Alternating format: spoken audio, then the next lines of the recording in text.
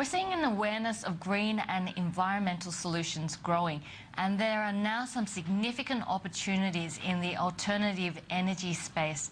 To talk to us about taking advantage of some of these opportunities, we're joined by Ken Teal, who's a portfolio manager with Nucleus Global. Thanks for joining us, Ken. Thanks, Julia. I guess it's quite timely that we talk about this because we've heard from Kevin Rudd this week that he's going to delay the carbon emissions program till 2011 now, so delaying it by a year. Do you really see a lot of opportunities for investors in this area?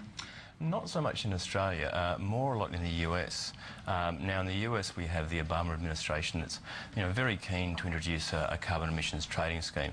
In fact, in the budget that Obama released just after he came into power, he basically had a set of assumptions in there that forecast a significant amount of revenue coming from carbon trading in 2012, and implying a carbon trading price of around about $15 a tonne. But some of the more interesting opportunities probably in the near term result from something called renewables mandates. Now, renewables mandates are essentially where the government has mandated the amount of power that the utilities under its jurisdiction must source from renewable energy. Now, a lot of states have implemented mandates around from, say, 15 to 25% of power sold by 2020 or 2025. And what I think is probably quite likely is the administration will actually say, look, we're going to roll this out on a national level. It's a lot more likely that this will have an easier passage through Congress and the Senate than a carbon emissions trading scheme, because it doesn't sound as harsh to the coal states. Okay, so it sounds like the US is full of opportunities at the moment, but if we take a step back and examine the area of renewable energy, exactly what does it entail? Is solar, wind, hydro? What are the main areas? And I guess what's the main area which is of interest to you? Well, I mean, really the only two sources of renewable energy that are a real reality right now are hydro and solar. Now, in the US, around about 8.5–9% of total energy comes from renewable sources, and 6% of that from hydro. Now, the issue with hydro is that most of the good sites are already taken, obviously, and there's a fair bit of opposition from a number of environmental groups to building more hydro, because it does have quite a few environmental impacts. So it looks like the real action is going to be in building wind turbines. And if we think that we're going from a situation where wind accounts for around about 2.5% of power consumed in the US to one where, if these renewable targets are met, it'll be more like 15% of total power in the US, you're talking about a 6-fold increase in the number of wind turbines in the US over the next decade. Okay, so if we think about the Australian market, I guess the major wind company, which is wind asset company listed on the Australian market, is Babcock & Brown Wind. So are they the type of companies that you're interested in, or are you looking outside of that space? Well, we tend to make a policy of avoiding companies that have an external manager, because the benefits are captured by the external manager rather than the shareholder.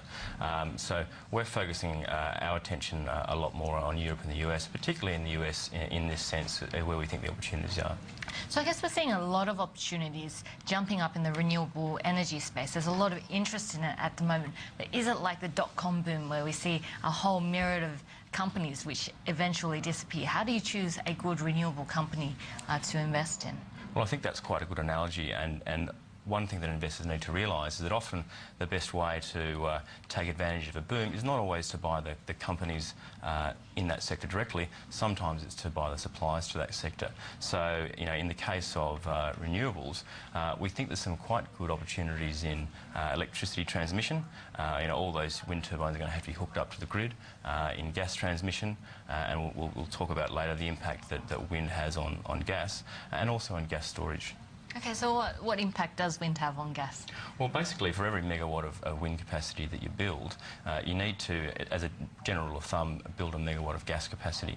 The basic reason being that wind obviously doesn't blow all the time, so it's not available as a source of power all the time. And you need a source of generation that you can switch on and switch off very quickly to compensate for when that wind is not blowing and generating wind power. And gas is really the only alternative here. So do you think gas companies are going to be a major beneficiary of this move into renewable energy? Is that one of the areas that you're looking at?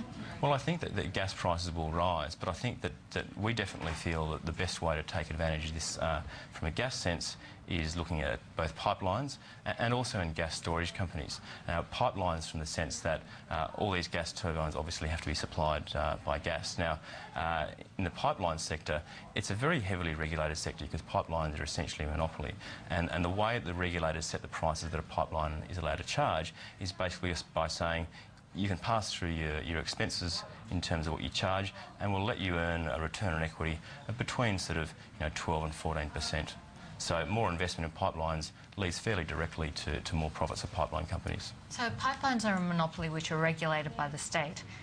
But a return on equity of 12 to 14% per year isn't too bad at all. It's not too bad at all, particularly when you look at the level of risk involved in these companies. And if you look at sort of in the utility sector and pipelines, there are many companies that have been listed 50, 60, 70 and longer years, and they've been around for a very long time. So it's quite a stable sector that doesn't have too much risk for investors compared to the general market. So essentially when we're looking at renewable energy, you're interested in not just renewable energy, but also perhaps the utility sector, which invests in a lot of the infrastructure for these renewable resources. Now, can you give us some tips on what companies you're specifically looking at the moment? Well, I think in the renewable space, FPL is a company in the US that we're looking at. That has wind generation capacity as well as transmission capacity. Now, the thing that's interesting about FPL is it's effectively the biggest wind generator in the States, but it was also really the first wind generator to go in any scale. And the importance of that is that if you're the generator, the wind generator that gets there first, then you can select the best sites that have the most wind, where you're going to sell more power and make a higher return for investors. Okay, we've concentrated mostly in the US. Is that the main market which you're interested in at the moment? What about the UK or over here in Australia? Well, we're interested far more in Europe and the US, and that's really a function of the fact that there is a carbon trading regime in Europe that is a reality, that's been a reality since 2005, and we feel that with both these renewable mandates and the carbon emissions trading system that's going to come into place in the US, there's going to be probably a higher price on carbon and definitely more focus on the government in terms of encouraging spend in the renewable sector. So probably a lot more opportunities, I'd say, in the US than there are in Australia in the near term. So I guess that means that the US and the UK are going to be ahead of us in terms of technology, so perhaps we'll be importing in a lot of that technology from offshore for renewable energy? Well, Australia doesn't tend to manufacture a lot of that type of equipment anyway, but yes, that's very much the case. I mean, I think a lot of the companies that will be manufacturing this equipment will be coming out of the US or Europe or even China. It's a really big growing industry, and I think it's going to be huge in the next couple of decades. A lot of good insights there. Thank you very much for joining us today, Ken. Not at all. Thanks, Julia. Ken